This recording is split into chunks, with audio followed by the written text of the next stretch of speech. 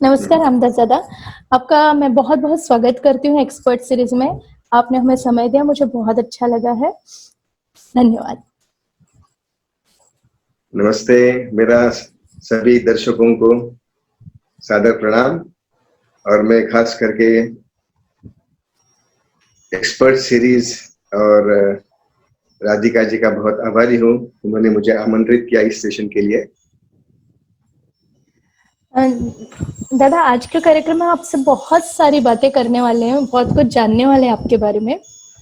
सबसे पहले तो मुझे आश्चर्य इस चीज़ का होता है कि जैसे मैं हूँ या बहुत सारे जो संगीत कला के क्षेत्र में जो आर्टिस्ट काम कर रहे हैं, बहुत लोगों को संगीत विरासत के रूप में मिलता है।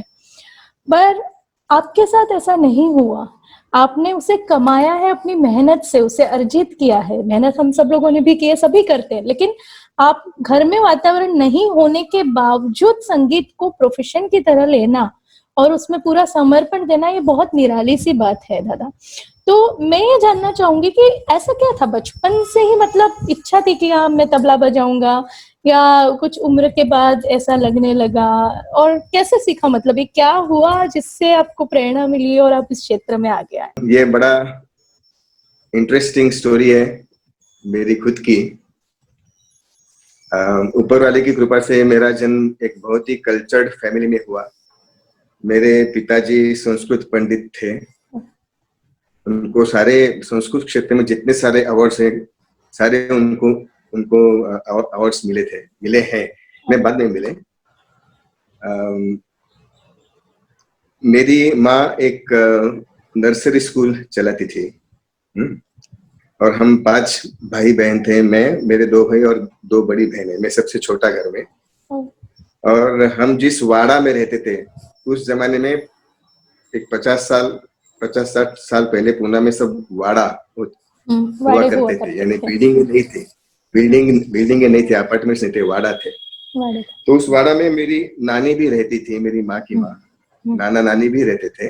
और मेरी नानी एक उस टाइम की प्रसिद्ध कीर्तनकार थी और एक सामाजिक कार्यकर्ता भी थी। और उस समय वो हिंदू महासभा की पूना की अध्यक्षा भी हुआ करती। और हमारे वाड़ा में एक बहुत ही बड़ी हस्ती रहती थी जिनका नाम है दासगणु महाराज।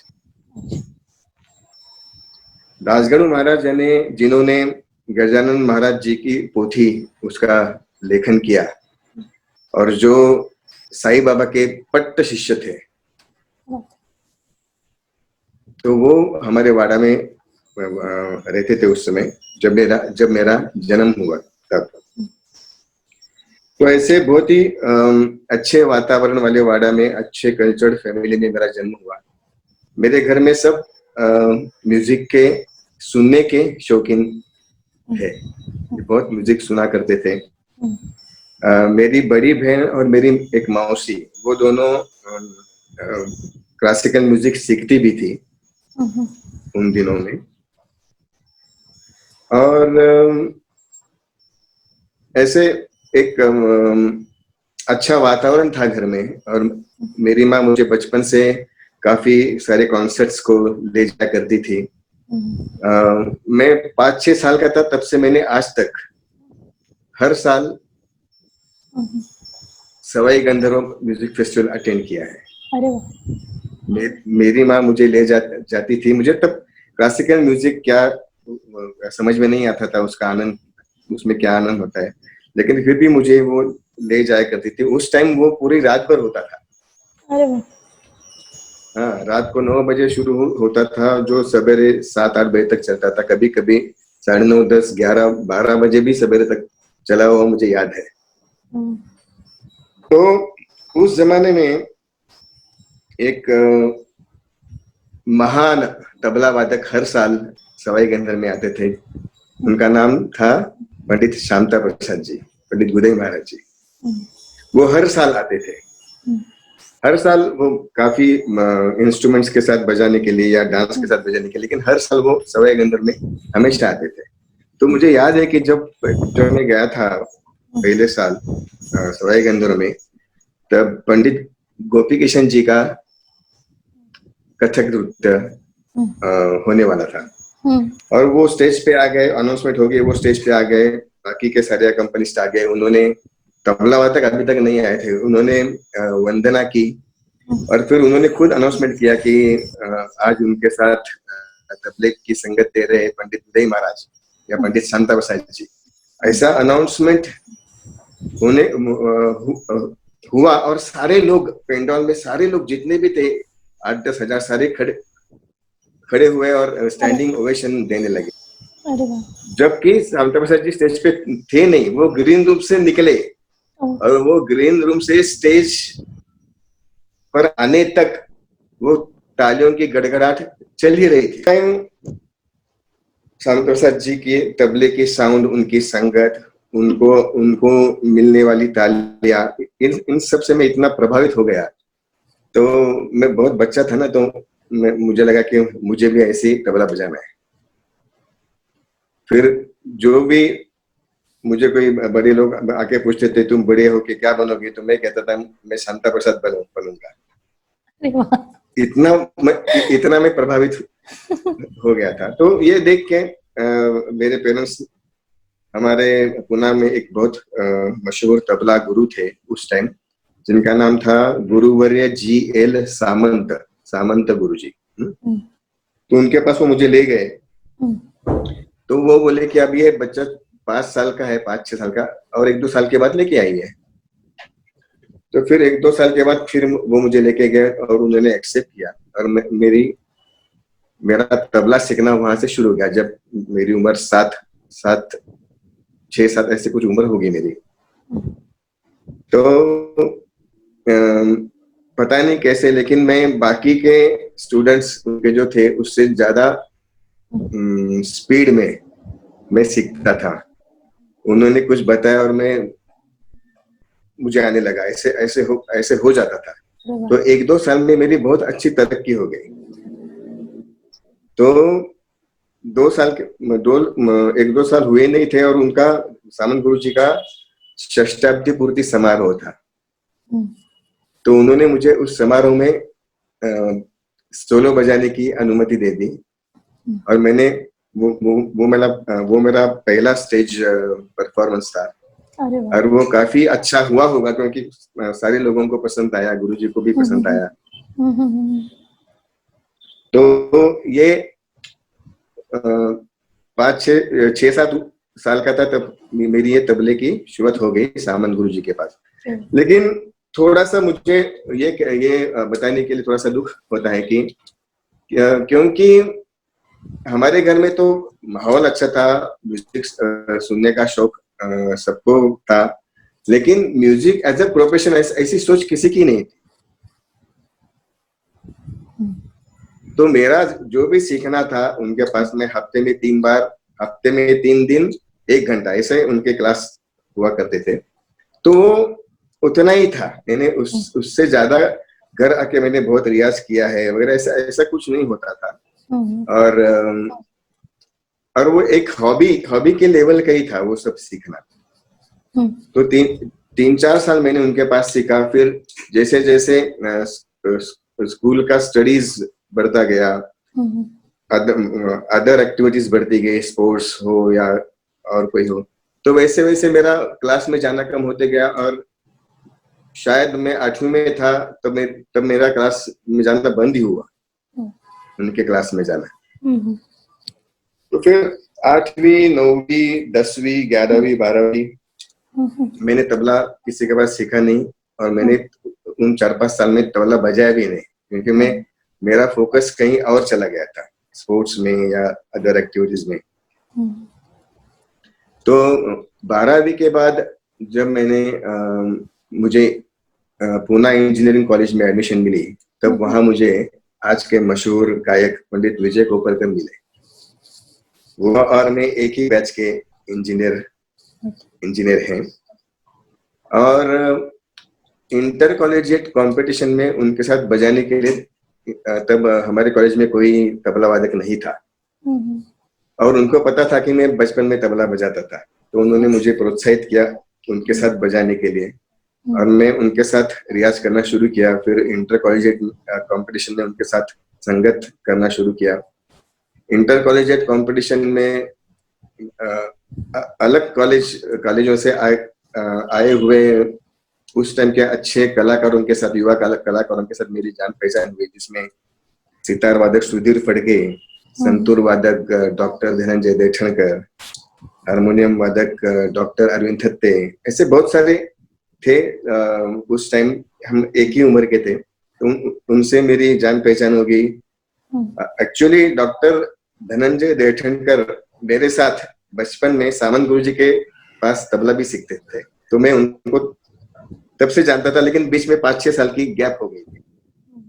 तो ये सब हो गया और फिर से मेरा तबला थोड़ा थोड़ा शुरू हो गया, क्योंकि मुझे फिर से उसमें इंटरेस्ट आने लगा। मैं सब के घर जाके उनके साथ संगत करता था। विजय कोपरकर तो हमारे घर आके उनका हमने एक अलग सा रूम बनाया था जहाँ वो रियाज करते थे और मैं उनके साथ संगत करता था। तो ऐसे धीरे धीरे फिर से मैं तबले की तरफ थोड़ा सा आ गया, इंटरेस्ट डेवलप होने लगा। और तभी इंटरेस्ट बढ़ने की दूसरी बड़ी वजह थी कि सवाई गंदर में उस्ताद जाकिर हुसैन इनका तबला सुनना। तब वो पीरियड था कि जब हर साल जाकिर भाई सवाई गंदर में आते थे और बहुत लोगों के साथ बजाते थे, गाने के साथ बजाते थे, वाद्य वादकों के साथ बजाते थे। मैंने उनका भीमसेन जी के साथ, जसराज जी के साथ, पंडित रविशंकर जी के साथ, पंडित शिव कुमार शर्मा जी के साथ, पंडित हरिप्रसाद चौरसिया, इन सब के साथ मैंने उनका उस टाइम सुना। और फिर से मुझे एक तबले के प्रति मुझे इंटरेस्ट पैदा हो गया, प्रेम पैदा हो गया, फिर ये सब हो गया।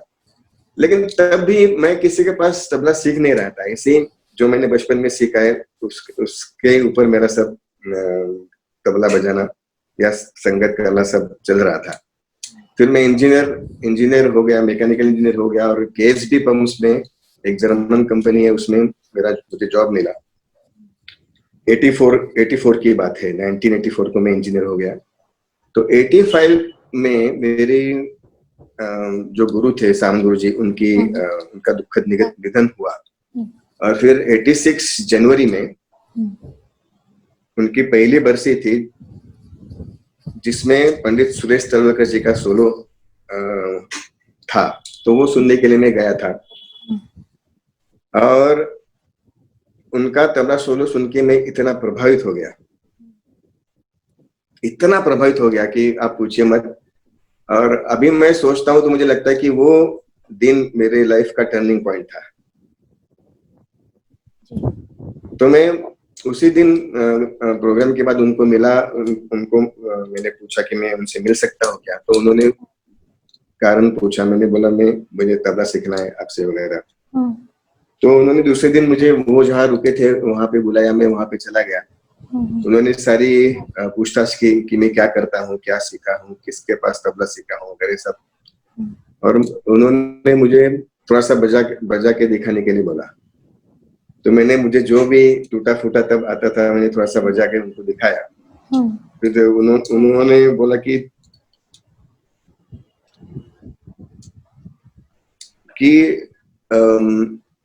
एक तो बोला कि मेरे हाथ एकदम खराब है और अगर मुझे तबला सीखना है तो शुरू से सीखना पड़ेगा। तो मैंने बोला मैं उसके लिए तैयार हूँ, शुरू से सीखूंगा। फिर वो बोले तुम इंजीनियर हो, तुम जॉब कर रहे हो, तो तुम अगर हॉबी के लिए सीखना चाहते हो तो मैं तो हॉबी के लिए सिखाता नहीं हूँ। अगर तुम सीरियसली सीखना चाहते हो तो तुमको पूना से बम्बई आना पड़ेगा, क्योंकि वो बम्बई में गोरेगांव में रहा करते थे। और मेरे पास है कि तबला सीखना पड़ेगा, बाकी दूसरा कुछ नहीं करना, तुम्हारा पूरा समय मुझे देना पड़ेगा। अगर इसके लिए कबूल हो तो तुम आ सकते हो। तो मुझे तो जाना ही था, मुझे तो उनसे तबला सीखना ही था। तो मैंने घर में पेरेंट्स के साथ बात की, उनको मनाया। एक्चुअली तब भी मेरे दिमाग में मुझे प्रोफेशनल तबला वादक बनना ऐसे कुछ नहीं था। मैं उनकी तबला वादन से इतना प्रभावित हुआ था कि मुझे उनसे सीखना है बस। और 2-3 साल सीख के फिर वापस, मैं तो इंजीनियर था ही, वापस आके कहीं भी जॉब कर सकता था। क्योंकि तब उस टाइम में पूरे महाराष्ट्र में सिर्फ 5 इंजीनियरिंग कॉलेज थे जबकि आज सिर्फ पूना में मोर देन 75 इंजीनियरिंग कॉलेजेस है।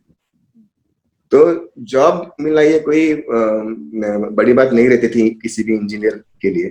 तो मैंने सोचा कि 2-3 दिन उनके पास तबला सीखते हैं, 2-3 साल, और फिर बाद में आके फिर से जॉब करेंगे।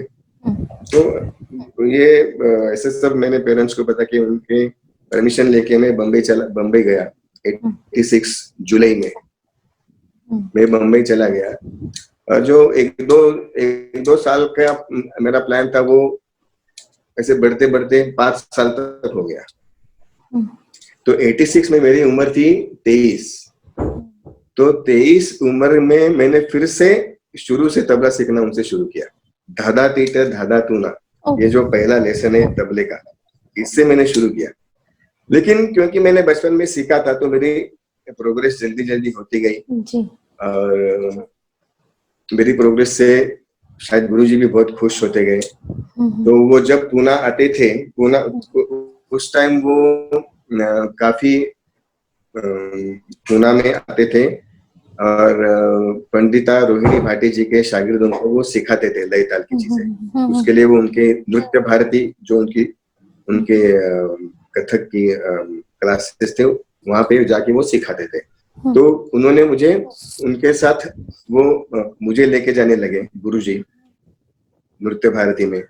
तब वो जब उनको सिखाते थे लय ताल की बातें रोहिणी जी के शागिर्दों को, तब मैं ठेका रखता था। तो उसका फिर वो बातें वो मुझसे भी बजवाते थे। तो फिर कथक के साथ कैसे संगत करना उसका भी मैंने सीख लिया उस टाइम में। और धीरे धीरे फिर विजय गोपरकर तो मेरे दोस्त थे ही। वो पंडित जितेंद्र अभी जी के पास उन्होंने तालीम लेना शुरू किया था। तो वो भी उनके साथ मुझे अभिषेक बुआ के जी के यहाँ लेके जाने लगे। तो ऐसे अभिषेक जी से भी मेरी जान पहचान हुई। और मैं इतना फॉर्चुनेट हूँ कि मेरी करियर की शुरुआत इन 2 दिग्गजों के साथ संगत करने से हुई। एक तो पंडित जितेंद्र अभिषेक जी और दूसरी पंडिता रोहिणी भाटी जी। तो मैंने तब भी सोचा नहीं था कि मुझे तबला वादक ही बनना है और उसमें ही करियर करना है। तो 5 साल होने के बाद जब मेरी उम्र 28 हो गई तो मेरे पेरेंट्स को थोड़ा सा मेरे बारे में थोड़ा सा ये लगा कि अरे ये कुछ कमा नहीं रहा है, इंजीनियर होके अभी 5-6 साल हो गए, सिर्फ तबला ही बजा रहा है, तबला ही सीख रहा है। तो उन्होंने मेरे गुरुजी से कुछ बात किया और गुरुजी ने भी मुझे बताया कि अभी तुम पुनः वापस जाओ और थोड़ा कुछ कमाने का सोचो तुम्हारे इंजीनियरिंग के एजुकेशन से। तो मैंने थोड़ा सा इधर उधर थोड़ा बिजनेस शुरू किया। मैं KSB अकाउंट्स में था तो उसका ही मैंने डीलरशिप ले लिया। ऐसे मैंने बिजनेस, मेरे बहुत ही करीबी दोस्त है श्रीकांत करके, उसके साथ मैंने शुरू किया। तो वो भी मैंने 10-12 साल वो बिजनेस मैंने किया। तो कहने का मतलब ये है कि मैंने तब भी सोचा नहीं था कि मुझे प्रोफेशनल तबला वादक ही बनना है। लेकिन धीरे धीरे ऐसा हो गया कि पहले पंडिता रोहिणी भाटे जी, फिर पंडित जितेंद्र अभिषेकी जी, फिर हम उम्र के जो कलाकार थे, सुधीर फड़के, विजय गोपरकर, देठनकर, अरविंद थत्ते, उनके साथ तो मैं बजाता ही था। तो धीरे धीरे मुझे काफी सारे लोग म्यूजिक फील्ड के पहचानने लगे और मुझे बुलाने लगे। तो एक समय ऐसा आ गया कि मुझे कोई एक चुनना पड़ा कि या तो इंजीनियरिंग का करियर या तो तबला। तो वो साल था ईयर 2000। तो 86 को मैंने सीखना गुरुजी के पास शुरू किया। फिर 90 को मैंने मेरा बिजनेस शुरू किया। तो फिर 10 साल के बाद मुझे ऐसा हो गया कि मुझे कोई एक चुनना चाहिए। तो फिर मैंने नेचुरली तबले को चुना। मेरा बिजनेस मैंने मेरे पार्टनर को दे दिया और फिर ईयर 2000 से मैं सिर्फ तबला ही कर रहा हूँ। तब तक मैंने सोचा नहीं था कि मुझे प्रोफेशनल तबला वादक ही बनना है या तबला में ही करियर करना है, ऐसे मैंने सोचा नहीं था। लेकिन ऊपर वाले की कृपा से ऐसे सब हो गया। जी। और मैं ईश्वर अभी तबला वादक। ईश्वर की ही इच्छा है ये, ईश्वर की ही बिल्कुल इच्छा बिल्कुल। थी। नहीं, इसके ऊपर मेरा पूरा विश्वास है। मेरा इतना इसके ऊपर पूरा विश्वास है कि हमको जो लगता है कि मैंने ये किया, मैंने वो किया, तो एक्चुअली जो हमारे लाइफ के जो सबसे इम्पोर्टेंट दो दिन रहते, दो चीजें रहती है, वो तो हमारा जन्म और हमारा मृत्यु। और हमारा कंट्रोल उसके ऊपर रहता है क्या? बिल्कुल नहीं रहता है। बिल्कुल नहीं रहता। हम कहाँ, हमारा जन्म किस फैमिली में होगा, कहाँ होगा, इसके ऊपर हमारा कंट्रोल रहता है? नहीं रहता है। हमारा मृत्यु कहाँ होगा, कैसे होगा, कब होगा? अगर इन दो जो सबसे अहमियत रखने वाले दिनों पे हमारा कंट्रोल नहीं है, तो हम कैसे कह सकते हैं कि मैंने ये किया, मैंने वो किया? तो मुझे लगता है कि सब ऊपर वाले की कृपा हो तो सब अच्छा हो ही जाता है, अपने आप होता है। और वो थोड़ा सा प्लानिंग उसका शायद होता होगा ऊपर वाले का, कि उसी का प्लानिंग होता है। अच्छा दादा, तो इतना समय हो गया, फिर आपने इतने सालों का समय होने के बाद फिर आपने 2000 में जब तबले को पूरी तरह से अभी सोचा कि ये मेरा प्रोफेशन रहेगा और मैं इसमें आ जाने वाला हूँ, ऐसे समय में, क्योंकि एक बहुत बड़ा और ड्रास्टिक डिसीजन था। हमारे यहाँ बहुत सारे लोग ऐसे होते हैं, हम लोग जहाँ आसपास रहते हैं, जो बहुत अच्छा गाते हैं, जो बहुत अच्छा कोई इंस्ट्रूमेंट बजा रहे हैं और उनको भी अच्छा लगता है कि हम इसमें फील्ड में प्रोफेशन करें, लेकिन ये इतना ड्रास्टिक डिसीजन लेना, इतना बड़ा रिस्क लेना, क्योंकि बहुत बड़ा रिस्क है, तो ये लेने की हिम्मत या तो नहीं हो पाती, या वो करेज नहीं मिलता, या पता नहीं क्या होता है कि वो नहीं लेते हैं, वो सोचते रहते हैं कि क्या करना है इसी के बीच में। तो ये जो सब आप कर रहे थे, और जब आपने पूरी तरह सोच लिया अब मैं तबला ही बजाऊंगा, तो क्या कोई कठिनाइयां आई? क्योंकि ये बहुत इंपॉर्टेंट लेसन होगा उन लोगों के लिए जो ये सब कुछ सीख के उसमें संगीत को अपने करियर की तरह लेना चाहते हैं, प्रोफेशन बनाना चाहते हैं। शायद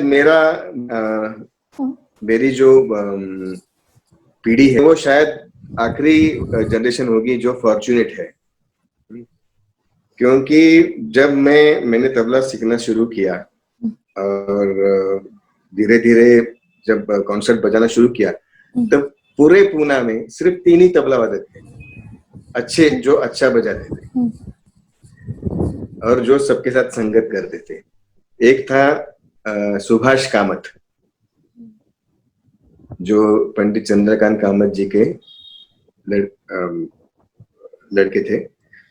दूसरे थे निशिकांत बड़ोदेकर, जो हीराबाई बड़ोदेकर जी के ग्रैंडसन।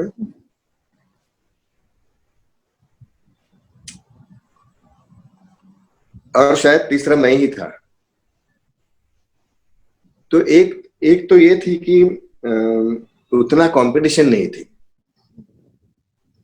और फॉर्चुनेटली मेरा करियर अच्छे लोगों के साथ शुरू हो गया। जैसे मैंने बताया कि पंडिता रोहिणी भाटे जी और पंडित जितेंद्र अभिषेकी जी, और फिर विजय कोपरकर, डॉक्टर धनंजय देवशंकर, सुधीर फड़के, डॉक्टर अरुण दत्ते। तो मुझे इतना स्ट्रगल नहीं करना पड़ा एस्टेब्लिश करने में, क्योंकि उस टाइम सच में इतनी कंपटीशन थी ही नहीं। आज के स्टूडेंट्स के लिए जितनी कंपटीशन है उतनी बिल्कुल ही नहीं थी। तो उस हिसाब से मैं खुद को बहुत फॉर्चुनेट समझता हूँ, not only me, my generation overall. और दूसरी बात ये थी कि my generation is the last generation जब कि डिस्ट्रैक्शंस बहुत कम थे यंगस्टर्स को, और हम लोग जो भी करना सोचेंगे वो फोकस्ड करके हम कर सकते थे। तो जब मैंने ये डिसीजन लिया कि मुझे तबला सीखना है, तो और मैं बम्बई गया, तो बाकी कुछ था ही, ना इंटरनेट था, ना मोबाइल था, ना फोन था, कुछ था नहीं, तो कोई डिस्ट्रैक्शन था ही नहीं। सिर्फ तबला सीखना के अलावा मैं दिन भर कुछ करता ही नहीं था, वो जो 4-5 साल मैंने गुरुजी के साथ बिताए। तो उस हिसाब से भी भी मैं खुद को, या मेरी generation was fortunate, hmm, there were no distractions. और उससे उससे और एक अच्छी बात है कि जो इन जनरल पूरी जो सोसाइटी थी उनकी नीड्स बहुत कम थी, यानी बहुत बेसिक नीड्स थी उस टाइम सोसाइटी में। जी, यानी हार्डली किसी के पास फोर व्हीलर रहती थी, हार्डली किसी के पास टेलीफोन, लैंडलाइन वाला टेलीफोन रहता था। बाकी सब साइकिल पे घुमा करते थे या टू व्हीलर पे घुमा करते थे, और सिर्फ रेडियो, ये एक ही एंटरटेनमेंट वाला ये रहता था। यानी इतने इतने कम नीड्स हुआ करते थे कि उसका भी कोई बोझ नहीं था कि अरे हम कोई थकावट नहीं था, ऐसे कुछ नहीं था। यानी ये इसके कारण मुझे लगता है कि मैं फोकस रह सका। और जो 5 साल मैंने सीखा तब मैं कमाता भी कुछ नहीं था, और जो भी मेरा खर्चा आता था मम्मी में रहने का, वो सारे मेरे दोस्त जो थे इंजीनियरिंग कॉलेज के, उन्होंने सब वो कंट्रीब्यूट करके करते थे। तो मुझे कोई ये भी, उसका भी कोई ये नहीं था, बोझ नहीं था। तो मैंने पूरा फोकस रह के विदाउट एनी टेंशन मैंने तबला सीखा 4-5 साल। और वो भी कैसे सीखा, मैं मेरा उन दिनों का जो डेली रूटीन था वो बहुत आसान था। मैं सवेरे उठ के 8-8:30 बजे गुरुजी के पास चला जाता था, फिर 1-1:30 बजे तक रियाज करता था। फिर उसके बाद खाने के बाद एक आध घंटा थोड़ा सा रेस्ट, फिर 4 बजे फिर जाता था, फिर 4 बजे से 9 बजे तक का 8-10 घंटे कम से कम हर रोज मेरा रियाज होता ही था गुरुजी के अरे साथ। गुरुजी मुझे सिखाते ही थे। तो इतना फोकस रहने रहा मैं और मेरे साथ जो भी सीख रहे थे सभी लोग, नॉट ओनली मैं, तो सबकी प्रोग्रेस एकदम काफी अच्छी तरह की हो रही थी। सब उस टाइम में जो थे।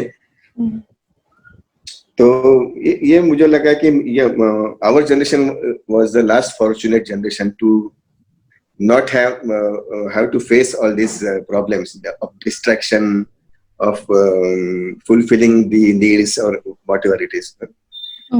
तो मुझे लगता है कि इतना डिफिकल्ट नहीं था वो डिसीजन लेना, और फिर डिसीजन लेके उसको निभाना इतना डिफिकल्ट नहीं था, ऐसे मुझे सच में लगता है। कुछ बातों में तो आप वाकई फॉर्चुनेट थे, और कुछ बातों तो एक्चुअली सीखना चाहिए जनरेशन्स को सबकी आपसे, कि बहुत नीड्स बहुत ज्यादा अगर नहीं बढ़ाई जाए और थोड़ा बहुत उधर कुछ कॉम्प्रोमाइज कर लिया जाए तो मन माफिक कुछ करियर किया जा सकता है, बहुत आगे बढ़ा जा सकता है लाइफ में। बिल्कुल बिल्कुल।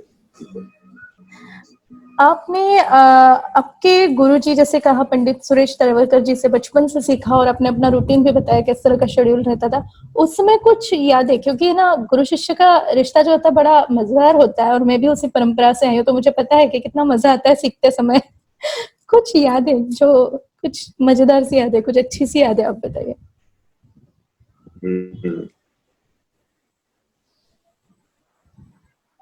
यादें, मैं इसको थोड़ा सा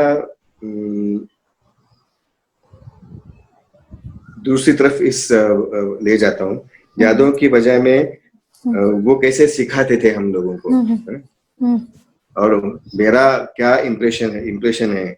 तो बेसिकली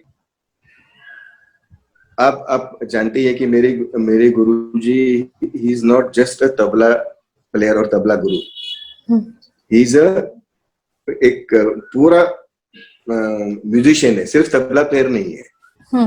क्योंकि उन्होंने तबले की तो तालीम पाई ही, लेकिन गाने की भी तालीम पंडित गजानन बुआ जोशी, पंडित निरुक्ति सरनाईक जी से पाई। फिर साउथ इंडियन कर्नाटक लय ताल की भी उन्होंने तालीम रामनाथ ईश्वरन जी से पाई। तो he is a complete musician. तो नेचुरली हम शिष्यों के ऊपर भी संस्कार सिर्फ तबले के नहीं हुए, तो पूरा म्यूजिक के संस्कार हो गए। एक तो जब गोरेगांव में मैं उनके पास सीखता था, तो ऑब्वियसली तबला तो सीखता ही था, लेकिन भाभी जी अच्छी गायिका है, उनके कारण हमारे ऊपर अच्छे संगीत के भी संस्कार होते थे। फिर गुरुजी या भाभी जी से मिलने काफी लोग आया करते थे, खासकर गुरुजी को मिलने, जैसे कि शाहिद भाई, उस्ताद शाहिद परवेज जी बहुत बार आते थे, पंडित राजा भाऊ काले आते थे। तो इनके साथ उनकी गपशप चलती थी, कुछ आदान प्रदान चलता था और हम सब शिष्य लोग बैठ के वो सुनते थे। तो वो भी यानी पूरा एक म्यूजिक का एक पूरा म्यूजिक के संस्कार हम सब शागिर्दों के ऊपर हुए, सिर्फ तबले के नहीं। दूसरी एक बात तब जो ध्यान में नहीं आई थी, लेकिन अभी ध्यान में आती है कि जो रियाज करने की लगन, रियाज की जो लगन है ना, वो मुझमें जो है वो मुझमें या सभी हम शागिर्दों में वो उन्हीं के कारण है। वो खुद 8-8 10-10 घंटा हमारे साथ रियाज करते थे उस टाइम। और जो उस टाइम जो रियाज की करने की लगन जो मैंने पाई वो अभी तक है। अभी तक मैं कम से कम 6 घंटा तो कम से कम करता ही हूँ। कम से कम एवरेज तो 8 घंटा मैं हर रोज करता हूँ। आज भी मैं भी करता हूँ और मेरे सब शिष्य भी करते हैं। मैं उनके साथ ही करता हूँ। अभी एक लॉकडाउन का छोड़िए, लॉकडाउन में मुझे अकेले में करने में बहुत मजा आ रहा है, लेकिन इस लॉकडाउन के दिनों में भी मेरी 8-8 घंटा मेरा रियाज हो रहा है खुद का, अकेले का। क्योंकि अगर मैं तबला नहीं बजाया तो मुझे कुछ अजीब लगता है। दिन में एक 6-7 घंटा तबला नहीं बजाया तो मुझे कुछ अजीब लगता है। तो ये जो संस्कार हुए वो मुझे लगता है कि उसकी अहमियत बहुत है कि रियाज करने की लगन जो उन्होंने दी। फिर दूसरी एक बात है कि जो अभी जो शिष्य संगीत सीखता है गुरु से, तो वो उसकी जो डेवलपमेंट होती है वो 3 स्तरों पे होती है, शारीरिक, बौद्धिक और मानसिक। तो वो जो तंत्र सीखता है, अगर मैं तबला सीख रहा हूँ तो मैं जो तंत्र सीखता हूँ तो वो शारीरिक होता है, यानी फिजिकल इनपुट रहता है, रियाज, फिजिकल रियाज। फिर जो बजाने के कायदे कानून रहते हैं उसको शास्त्र बोलते हैं, या जो विद्या रहती है अलग अलग कायदों की बंदिशें, गत, टुकड़े, फरद, आमद, चक्रधाती है, ये सब जो विद्या है वो बौद्धिक क्रिया है, वो बुद्धि से समझने की क्रिया है ना जी। और फिर ये सब जो हमारे पास जो तंत्र है, जो विद्या है, उसका कला में परिवर्तन कैसे होना, वो सिर्फ संस्कार से ही होता है, संस्कार से ही आता है। और वो संस्कार गुरु के साथ सहवास होने से ही संस्कार अपने आप हो जाते हैं। जी जी। तो मैं फॉर्चुनेट था कि मैं हर रोज 8-8 10-10 घंटे गुरु जी के सामने ऐसे सीखता था बैठ के, और तो सारा दिन गुरु जी के साथ, गुरु जी का सहवास मुझे मिलता था, और ऐसे काफी साल मैंने गुजारे। तो इन सब की वजह से एक परिपूर्ण कलाकार बनने के तरफ मेरा प्रवास शुरू हो गया जी। तो ये मुझे बहुत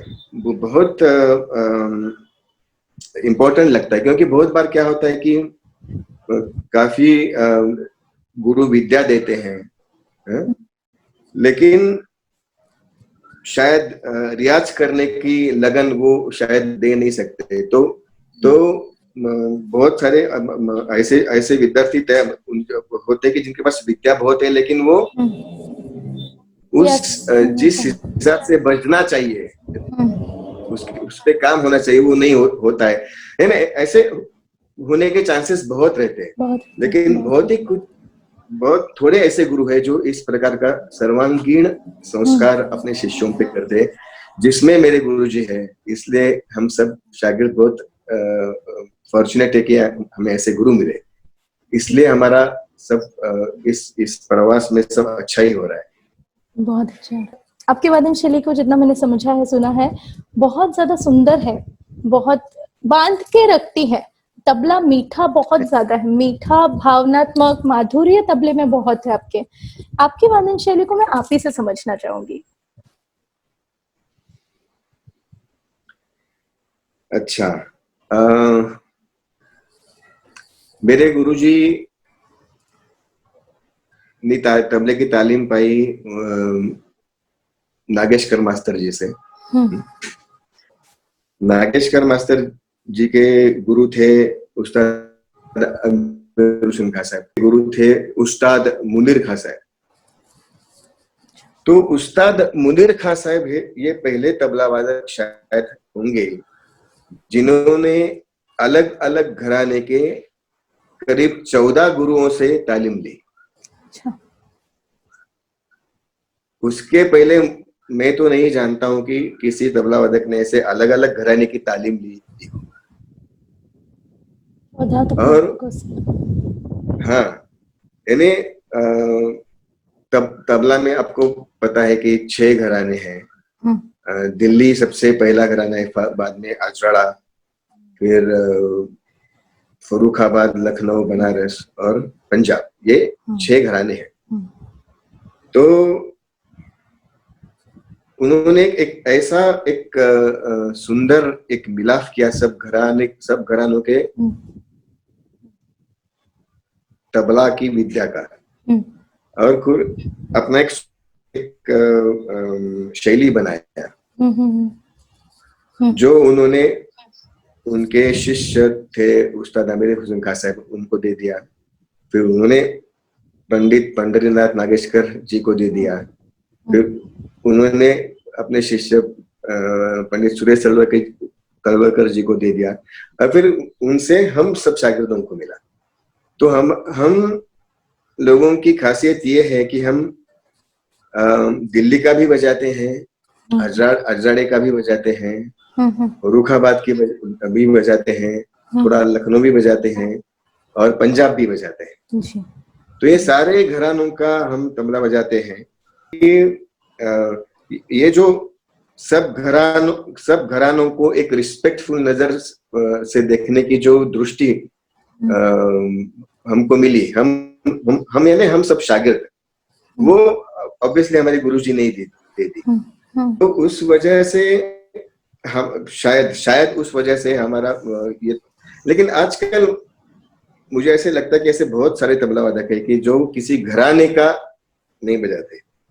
तालीम एक घराने की शायद उन्होंने ली है, लेकिन किसी एक घराने का वो शायद परफॉर्म नहीं करते। अलग अलग घरानों की काफी चीजें वो बजाते हैं। ऐसे बहुत सारे तबला वादक है, और हम लोगों को तो शिक्षा तो सभी घरानों की हो गई है। सभी घरानों में जो अच्छा फॉलो करने लायक है वो ऐसे सब हमको सिखाया गया। तो शायद इसके वजह से थोड़ा सा बजाना हम लोगों का अलग लगता होगा। और दूसरी एक बात है मुझे, जो मैं मेरे लिए अभी कह रहा हूँ, जो भी गुरुजी ने मुझे सिखाया, गुरुजी से मैंने सीखा, उसके ऊपर भी मैंने खुद का मनन चिंतन किया, और एक मेरी खुद की सोच उसमें ऐड की। एक क्या बोलते हैं उसके, मानो कि एक हाथ बंदिश अब तक किसी एक जाति में या एक ताल में बजाई गई हो, तो उसको मैं अलग जाति में बजाने की सोचता हूँ या अलग तालों में बजाने की सोचता हूँ। ऐसे मैंने बहुत एक्सपेरिमेंट्स किया, और वो काफी लोगों को पसंद भी आए, गुरुजी को भी पसंद आए बहुत। तो अभी आपने रिसेंट 5-10 साल में जो मैंने सारे तबला सोलो परफॉर्म किए हैं, उसमें ये आपको महसूस हो जाएगा कि जो चीज नॉर्मली जिस जाति में बजाई जाती है उससे अलग जाति में मैं बजाता हूँ, तो उसका एक अलग सौंदर्य या एस्थेटिक्स की निर्मित होती है, और वो लोगों को बहुत पसंद आती है। ऐसे मुझे लगता है, इसकी वजह से मेरा बजाना लोगों को शायद बहुत ज्यादा पसंद आता है। खास करके यंगस्टर्स बहुत ज्यादा आपके तबले को पसंद करते हैं। मैंने खुद ने कितने सारे यंगस्टर्स की भीड़ देखी है आपके कार्यक्रम। तबले के बारे में एक प्रश्न है जो अभी भी जिसको लेकर लोगों में बहुत बड़ा एक कंफ्यूजन हम कह सकते हैं, वो है तबले की उत्पत्ति को लेकर। मतलब बहुत जगह पर अभी भी यह लिखा हुआ है, जैसे हमारी पाठ्य पुस्तकों में बहुत सी अजीब सी चीजें लिख दी जाती हैं, गलती से रह जाती हैं, छूट जाती। मैं भी लिखा ऐसा गया है कि अमीर खुसरो खान साहब ने तबले को उत्पन्न किया था, आविष्कार उन्होंने किया। अभी ये बात तो मुझे तो जितना मैंने पढ़ा लिखा है सही नहीं है ये। आप मैं चाहती हूँ कि जरा हमारे जो दर्शक हैं उनको विस्तृत रूप से समझाए ताकि ये प्रश्न का एक पूरा सही उत्तर हमारे लोगों तक पहुंच सके। इनफैक्ट अमीर खुसरो खान साहब को बहुत सारे वाद्यों का आविष्कारक मान लिया जाता है। हाँ, वही मैं अभी बताने जा रहा हूँ। पहले तो मुझे ये कन्फेस करना होगा कि मेरा तबले की थियरी या तबले की हिस्ट्री, इसके बारे में मेरा ज्यादा अभ्यास नहीं है। फिर भी मुझे ऐसे नहीं लगता है कि अमीर खुसरो ने तबला की निर्मित की। मुझे ऐसे लगता है कि हमारे यहाँ कोई उसका डॉक्यूमेंटेशन है नहीं। यानी अमीर खुसरो ने की है, इसका भी डॉक्यूमेंटेशन नहीं है। और इन जनरल तबला वाद्य की निर्मित कैसे हुई उसका कुछ डॉक्यूमेंटेशन अभी ठोस डॉक्यूमेंटेशन हमारे पास नहीं है। तो एक ऐसे स्टाइल है कि ये भी आमिर खुसरो ने किया, वो भी आमिर खुसरो ने किया, यह भी सब जो भी मालूम नहीं वो सब आमिर खुसरो ने शायद किया होगा। तो शायद उस वजह से लोग कहते होंगे कि आमिर खुसरो ने तबला की निर्मित हुई, लेकिन मैं उससे सहमत नहीं हूँ। इसकी दो वजह है कि तबले के पहले एक तबला और मृदंग का एक कॉम्बिनेशन, एक जिसका हिस्ट्री में डॉक्यूमेंटेशन है, त्रिपुष्कर करके एक वाद्य हुआ करता था, त्रिपुष्कर। फिर वो बहुत पुराना वाद्य है, यानी बहुत अमीर खुसरो के ही पहले का वो वाद्य है। शायद उससे अगर अमीर खुसरो को सच में कल्पना आई होगी तो पता नहीं। दूसरी बात यह है कि मृदंग ये हमारे भारत में बहुत सालों से बहुत प्राचीन वो ताल वाद्य है, और भारत के पूरे एरिया में अलग अलग तरीके के मृदंग मिलते हैं। जैसे कर्नाटक का मृदंगम हो, महाराष्ट्र या नॉर्थ इंडिया का पखावज हो, महाराष्ट्र का ढोलकी, उड़ीसा का वो मर्दल, या और फार ईस्ट जाएंगे, ईस्ट में जाएंगे तो वो खोल होता है। यानी ऐसे बहुत सारे अलग अलग टाइप के मृदंग एक फैमिली है परकशन इंस्ट्रूमेंट की। और जब तक ध्रुपद संगीत था तब तक ये पखावज या मृदंग जिसको हम बोलते हैं वो पॉपुलर था। और जैसे ध्रुपद संगीत से ज्यादा ख्याल संगीत पॉपुलर होने लगा, तब तबला ज्यादा पॉपुलर हो गया, क्योंकि ख्याल की तो संगत तबले से ही होती थी। तो जैसे ही तबला ख्याल संगीत पॉपुलर हो गया, वैसे तबला भी पॉपुलर हो गया। ऐसे मेरा एक मानना है। और दूसरा मानना ये है कि जो तबले की जो भाषा है वो सारी पखावज की भाषा है, पखावज से ही ली है। तो पखावज ही उसका पीता साज है, ऐसे हम मानते हैं। तो मुझे ये लगता नहीं कि किसी एक आदमी ने उसकी निर्मित की हो। वो एक प्रोसेस हुई होगी कि जिसमें पखावज भी था, एक तबला भी था, ध्रुपद संगीत था, ख्याल संगीत का उगम हुआ था। और धीरे धीरे ख्याल संगीत जैसे बढ़ता गया वैसे तबला भी आगे आया, ज्यादा पॉपुलर हो गया। तुम ये बता नहीं सकते कि तबला फलाने साल उसकी निर्मित हो गई या फलाना आदमी ने की, ऐसे मुझे नहीं लगता है। मुझे याद है दो बातें आपके इसमें से मुझे समझ में आ रही है। एक है ना, मुझे याद आ रहा है कि मैं जब 13-14 साल की थी तो इधर सांची मध्य प्रदेश में जो है हम लोग गए थे, तो मैं बाबा भी थे मेरे साथ। तो हम लोग जब देख रहे थे स्तूप्स को, तो उसमें एक वो जो क्या कहते हैं उसको, शिल्प कृति जिनको हम बोलते हैं, तो एक शिल्प रचना ऐसी थी कि जिसमें एक औरत थी, उसने गले में कुछ टांग ऐसे रख के, इधर उसने एक डग्गे, बिल्कुल डग्गा दिख रहा था, और एक तबला। उस समय कुछ फोटो लेने की इतनी सुविधा नहीं थी पर वैसी एक चित्र मैंने एक किताब में भी देखा सेम टाइप का। तो वहां पे, और वो बिल्कुल ऐसे रख के और ऐसे करके जैसे हम तबले को बजाते हैं वैसे बजा रही थी। और दूसरी तो काफी पुराना है, डेफिनेटली पुराना है। बहुत तबला बहुत वाद्य। है ना। और वो दूसरी पॉपुलर शायद बाद में हो गया, बाद में जैसे हो ख्याल गया। म्यूजिक पर हो गया, लेकिन वो वाद्य काफी पुराना है। जी। और जैसे आपने मतलब इसके परिवार की बात की, बोल की बात की कि जो तबले का जो है वो सब कुछ पखावज से आया है पकावत ना। से ही आया, पकावत हाँ, से ही आया। तो it's same like veena. Definitely. Veena का जो भी, सितार का जो भी है, इसमें डाना है, इसमें बिल्कुल। दाड़ा है, तो it's may be the same story. हाँ बिल्कुल बिल्कुल, वैसे पैरेलल ही है दोनों, ऐसे ही लगता है मुझे। जैसे गायन में या वादन में जोड़ राग का बड़ा, बहुत सारे लोग, बहुत गायक या वादक जोड़ राग बजाते हैं। 2-3 राग जो होते हैं मिलकर एक राग, बहुत सुंदर सुंदर राग भी होते हैं। ऐसा जोड़ ताल मैंने आपके गुरुजी का भी सुना और मैं वो आपसे सुनना चाहूंगी। मैं समझती हूँ हमारे सारे दर्शक भी आपसे सुनना चाहेंगे। जरूर। जो मैंने जो जोड़ ताल सीखा है गुरुजी से, वो है धुमाई रूपक। तो ये दोनों दो ताल जोड़ ताल के लिए लेने का मुझे गुरुजी ने ऐसे बताए 2-3 कारण जो मुझे याद है कि एक तो दोनों छंद ताल है। छंद ताल यानी जिनके मात्रा गिनने की आवश्यकता नहीं पड़ती। दोनों का आवर्तन छोटा है और दोनों छंद ताल है। और दूसरी बात यह है कि दोनों की शुरुआत खाली से होती है, धुमारी की भी और रूपक की भी। जैसे धिन धिन हा तिन त्रक धिन धागे त्रक तिन तिन ना धिन ना धिन ना धिन धिन हा तिन त्रक धिन धागे त्रक तिन तिन ना धिन ना धिन ना धिन। तो ये जोड़ताल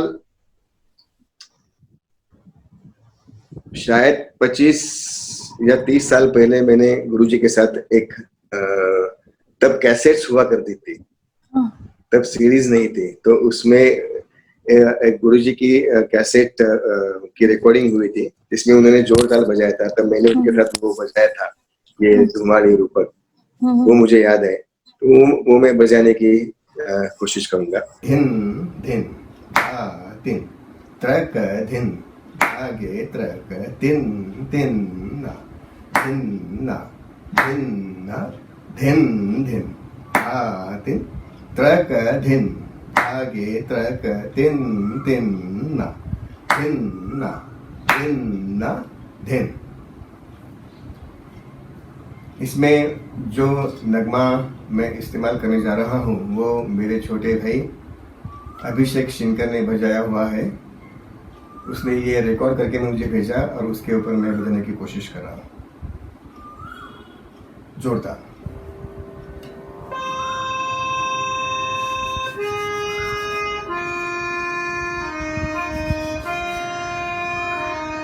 शुरू में इसमें मैं थोड़ा सा पेशकार बजाने की कोशिश करता हूँ।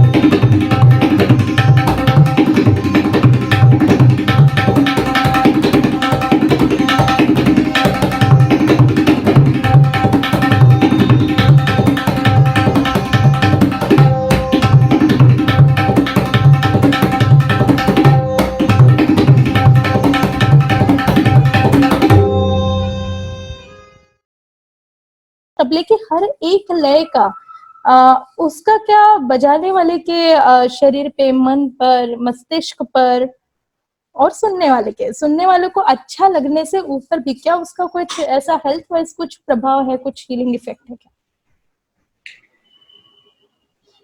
मेरा इसके ऊपर ज्यादा अभ्यास नहीं है, तो शायद मैं आपके प्रश्न का उत्तर नहीं दे सकूं, लेकिन फिर भी मैं कोशिश करता हूँ।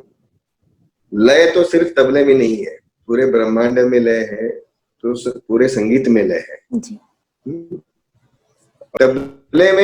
तबले में जो रचनाएं हैं, तो अलग अलग प्रकार के काफी फॉर्म्स हैं उसके। तो जैसे कि पेशकार है, कायदा है, रेला है, गत टुकड़ा है, परण, चक्रधार, तिहाई, मोहरा, मुखड़ा, लंगर, लग्गी नाड़ा, ऐसे काफी काफी फॉर्म्स है रचनाओं के तबले में। तो हर एक रचना के फॉर्म के लिए एक विशिष्ट लय में ही वो अच्छा लगता है। जैसे कि पेशकार विलंबित लय में ही अच्छा लगता है, क्योंकि पेशकार में जो साहित्य, पेशकार के बंदिश में जो साहित्य का इस्तेमाल होता है, उसकी लय बहुत विलंबित रहती है।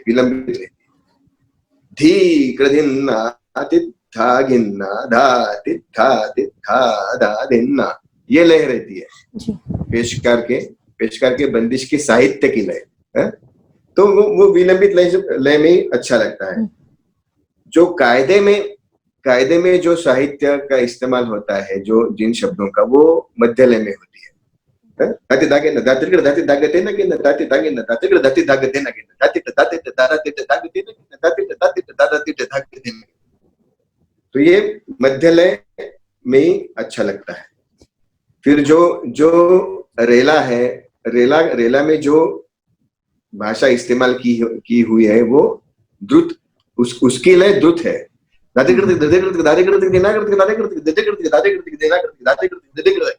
तो अगर हमारा जो नगमा है, उसकी लय एक ही है, लेकिन जो साहित्य, जो भाषा है, उसकी लय अलग अलग है। पेशकार में विलंबित है, कायदा में मध्य लय है, रेले में द्रुत लय है।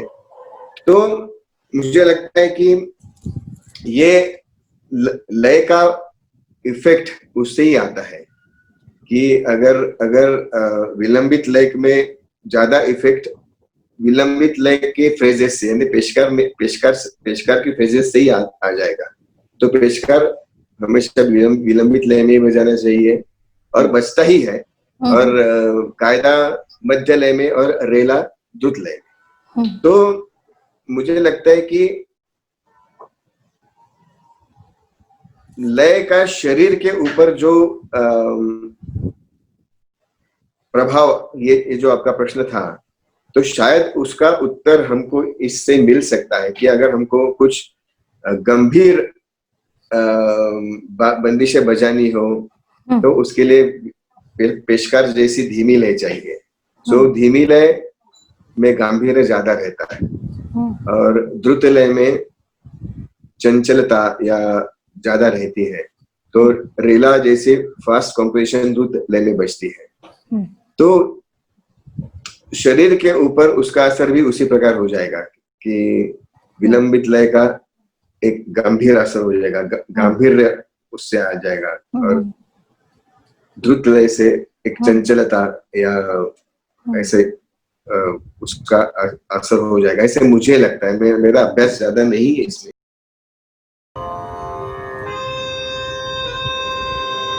अभी एक रेला, फर्रुखाबाद का रेला मैं पेश करने जा रहा हूँ।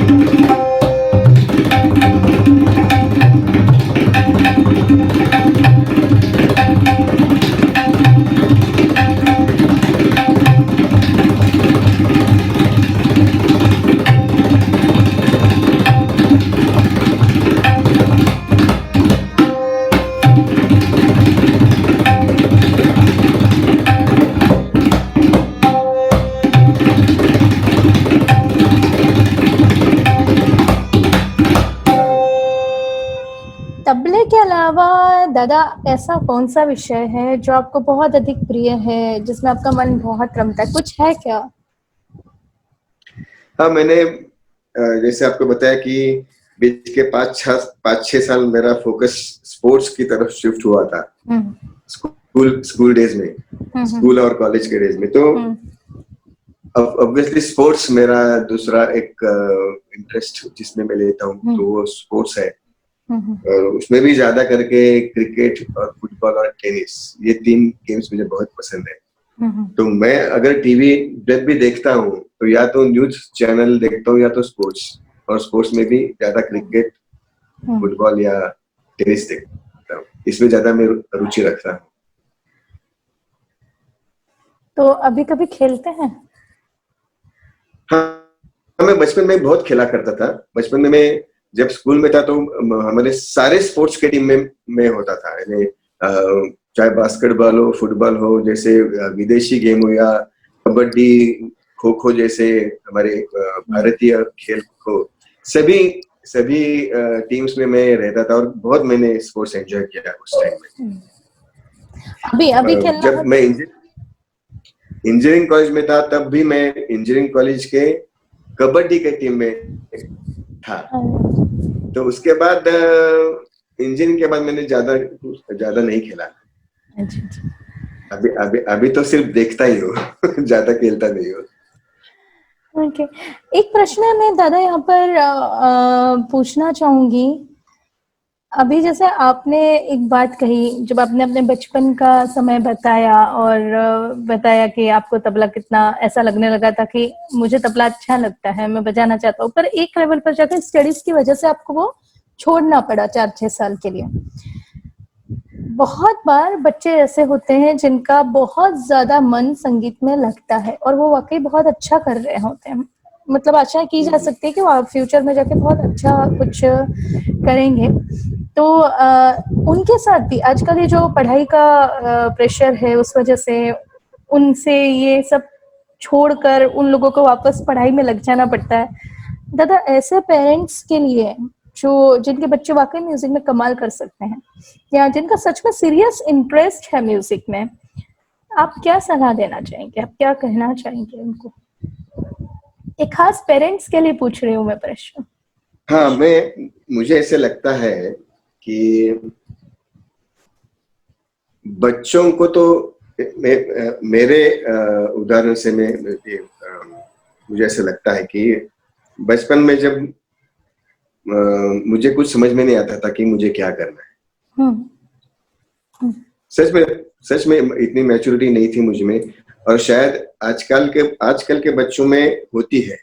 उनको पता चलता है बहुत कम उम्र में उनका गोल फिक्स हो जाता है कि उनको क्या करना है। लेकिन कभी-कभी इतने जल्दी डिसीजन लेना भी थोड़ा सा रिस्क हो सकता है। तो मुझे लगता है कि अराउंड 18 साल, अराउंड 18, यानी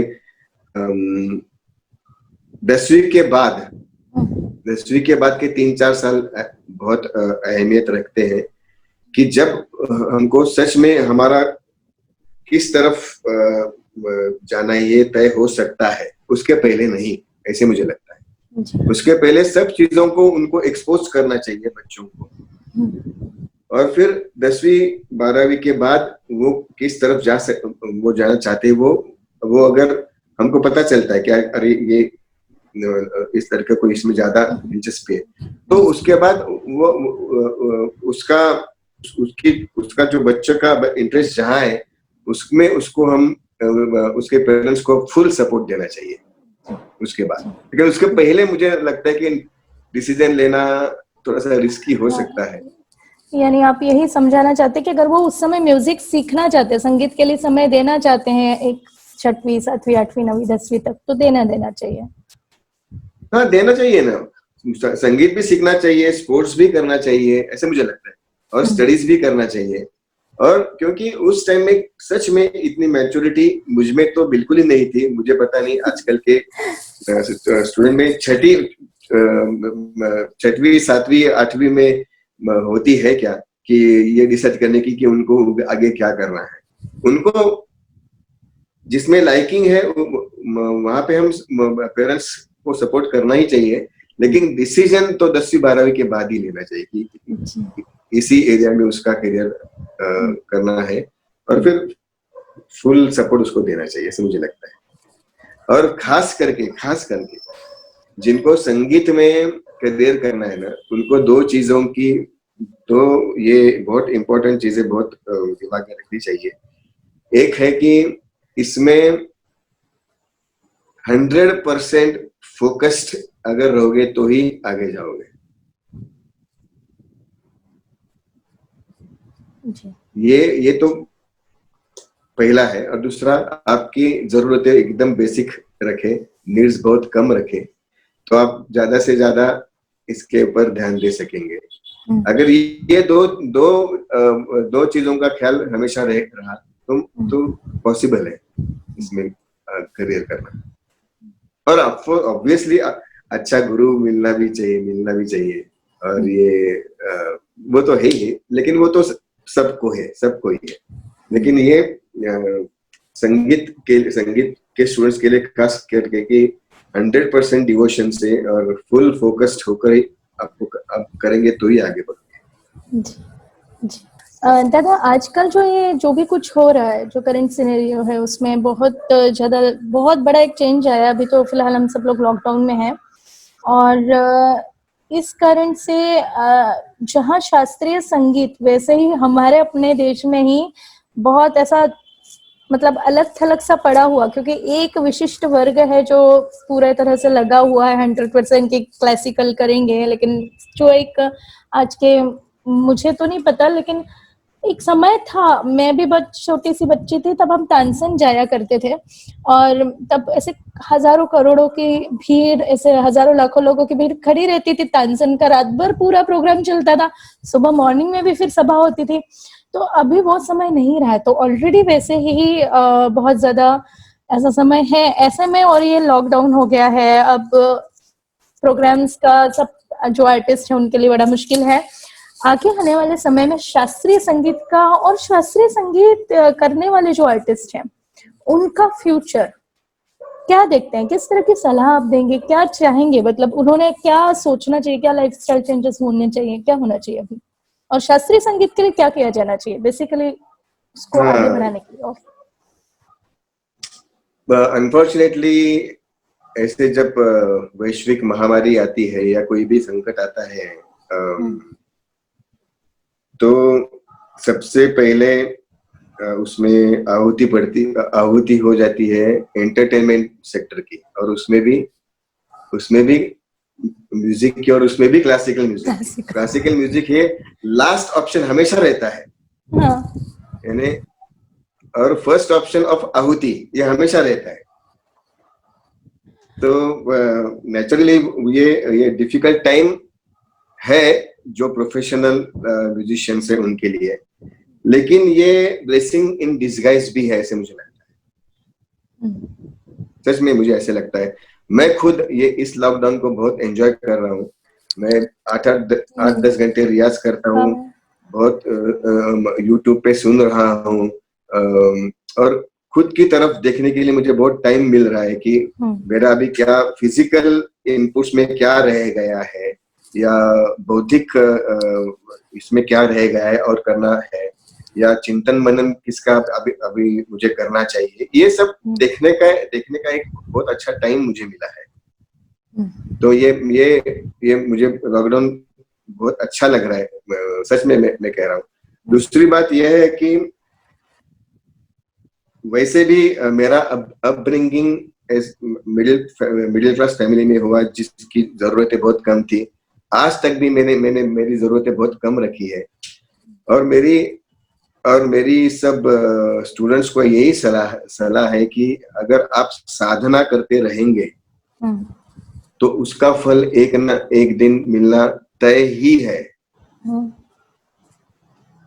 तय ही है कि आपको, अगर आप पूरे डिवोशन से, अगर आप आपकी कला की साधना कर रहे हैं, रियाज कर रहे हैं, साधना कर रहे हैं, तो उसका फल आपको जरूर मिलेगा। ये मैं हमेशा मेरा कहना रहता है।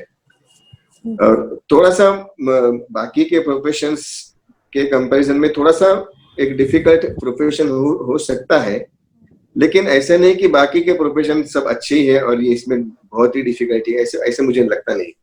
मुझे उल्टा लगता है कि इस प्रोफेशन में एक आनंद भी है, म्यूजिक का हम आनंद भी लेते हैं, एक खुशी भी हमको मिलती है, एक आध्यात्मिक लेवल में हम ऊपर जाते हैं, और फिर उसका प्रोफेशन भी कर सकते हैं। यानी इतना ऐसे प्रोफेशन बहुत कम होंगे कि जिसमें दोनों है, कि आनंद भी है, आध्यात्मिक उन्नति भी है, और इनकम भी है। ऐसे बहुत कम प्रोफेशन, बहुत कम profession.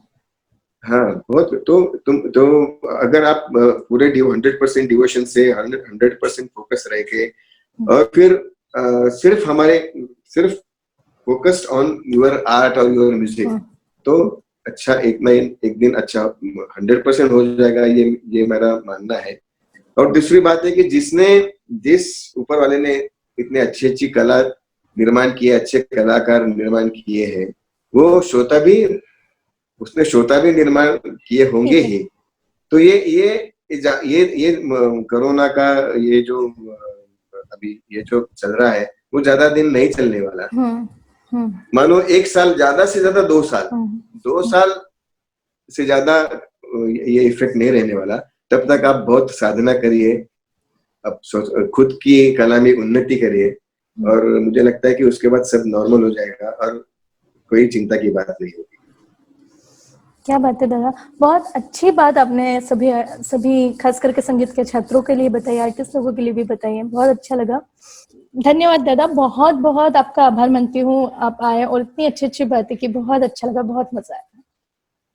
Thank you so much Radhika ji, और फिर से एक बार आपका मैं बहुत आभारी हूँ मुझे इस सत्र में इनवाइट करने के लिए। Thank you so much. Thank you, नमस्कार। अभी द्रुत लय में कुछ टुकड़े चक्रधार।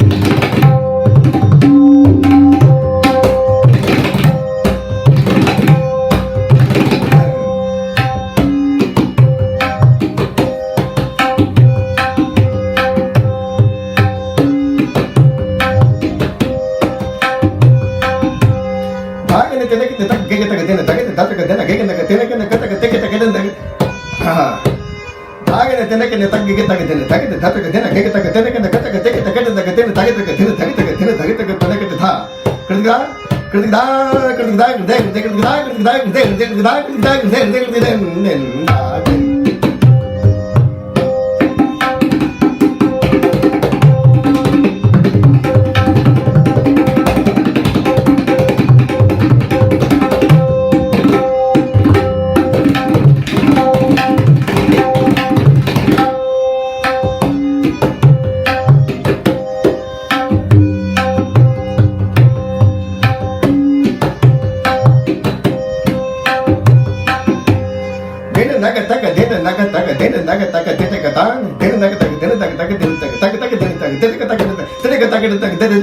கிருதிகா கிருதிகா கிருதே கிருதிகா கிருதிகா கிருதே கிருதிகா